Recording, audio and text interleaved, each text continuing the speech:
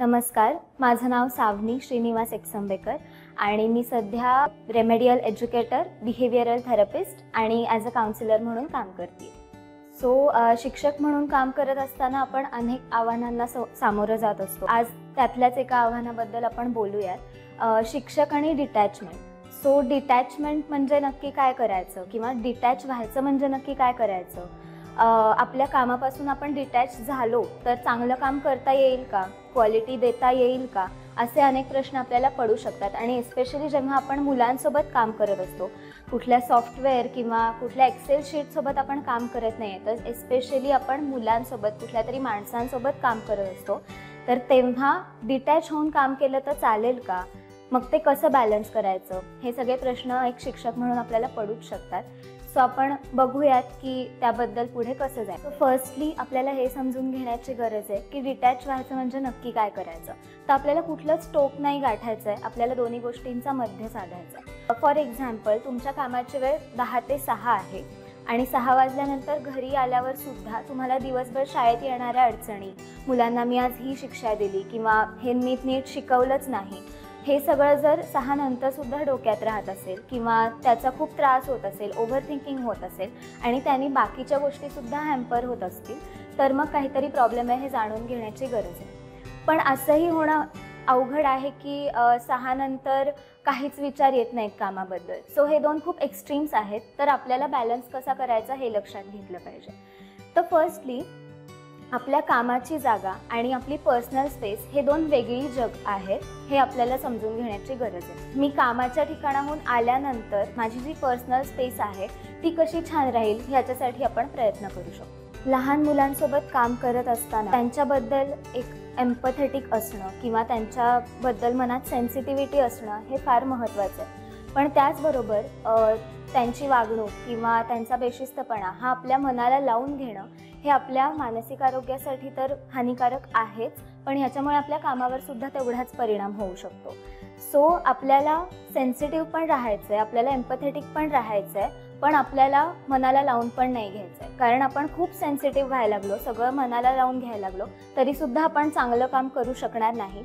आणि आपण अगदीच इमोशनली कोरडे झालो, आपल्याला त्या मुलांबद्दल काही वाटतच नाही आहे, असं झालं तरीसुद्धा आपण चांगलं काम करू शकणार नाही. या दोन गोष्टींमध्ये एक बारीक रेष आहे आणि ती मेंटेन करणं खूप गरजेचं आहे. हे काम करत असताना ती पर्सनल बाउंड्री राखणं हे फार महत्त्वाचं आहे. तर त्यासाठी आपण काय काय करू शकतो ते आपण बघू. ओके, पर्सनल बाउंड्री राखत असताना एक गोष्ट लक्षात ठेवणं खूप महत्त्वाचं आहे की आपला जॉब हा आपल्या अख्ख्या आयुष्याचा एक भाग आहे.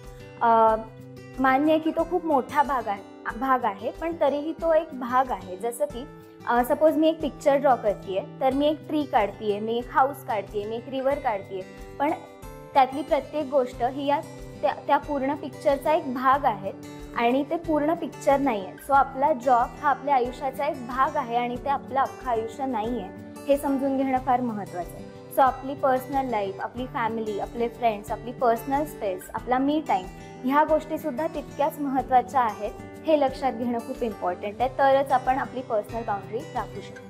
आपण सेल्फ केअरबद्दल खूप ऐकत असतो, बघत असतो, पण आपण खरंच डे टू डे लाईफमध्ये किती प्रमाणात ते फॉलो करतो हे आपल्यालाच माहिती आहे. सेल्फ केअर म्हणजे प्रत्येक वेळी शॉपिंगच केलं पाहिजे किंवा कुठल्या तरी एक्सपेन्सिव्ह हॉटेलमध्ये जाऊन जेवणच केलं पाहिजे असं नाही.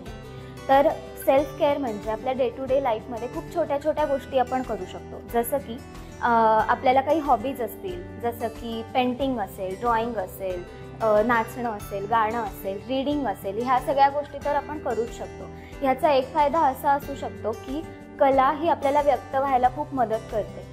दिवसभरात आपले जे काही इमोशन्स, जे काही फिलिंग्स साठलेत, जे निगेटिव्ह आहेत आणि ते अडकून राहिलेत असं आपल्याला वाटतंय, आपल्याला जेव्हा फ्री वेळ मिळतोय तेव्हा एखाद्या कलेतून ते जर व्यक्त झाले तर ते आपल्या मनात साठून राहत नाहीत आणि त्याचा खूप फायदा होतो. फॅमिली आणि फ्रेंड्ससोबत टाईम स्पेंड करणं, रीडिंग करणं, कुकिंग करणं, ह्या सगळ्या गोष्टीसुद्धा आपल्याला न्यूट्रल मोडला आणायला हेल्प करतात आणि थोडासा स्ट्रेस कमी होतो. अजून एक महत्त्वाचा मुद्दा म्हणजे आजकाल ओव्हरवर्क करणं, वर्कहॉलिक असणं, ह्याला खूप ग्लॅमर आलं आहे. लोकांना असं वाटतं की मी खूप काम करतोय तर तेच खूप भारी आहे किंवा तेच खूप मस्त आहे. पण असं नाही आहे. तुम्ही जर ब्रेक घेतला नाही, तुम्ही जर तुमच्या माइंडला पुरेसा वेळ दिला नाही रेस्ट करण्यासाठी, तर तो दुसऱ्या दिवशी काम करू शकणार नाही आहे. जसं की आपली जर झोप झाली नाही तर दुसऱ्या दिवशी आपण चांगली एनर्जी लावून काम करू शकत नाही, आपल्याला खूप कंटाळा आल्यासारखं वाटतं.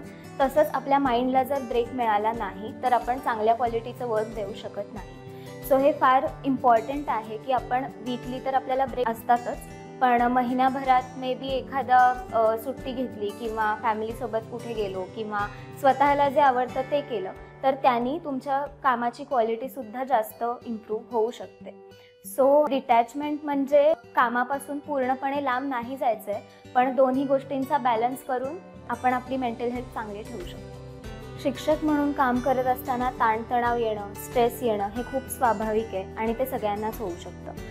पण त्यासाठी आपल्या कामाचा वेळ संपल्यानंतर आपण काय करू शकतो, तो स्ट्रेस थोडासा बाजूला कसा ठेवू शकतो ह्याबद्दल आपण जाणून घेऊया. त्याच्यासाठी सेल्फ केअर ही कन्सेप्ट आहे. आता सेल्फ केअरबद्दल आपण रोज बघत असतो, वाचत असतो, ऐकत असतो, पण खरंच डे टू डे लाईफमध्ये आपण किती स्वतःबद्दल विचार करतो, किती आपण सेल्फ केअर करतो हे आपल्यालाच माहिती आहे. सो त्यासाठी आपण काय काय करू शकतो, तर फर्स्ट ऑफ ऑल स्ट्रेस घालवण्यासाठी किंवा कमी करण्यासाठी फर्स्ट इज डिस्ट्रॅक्टिंग अवरसेल्स.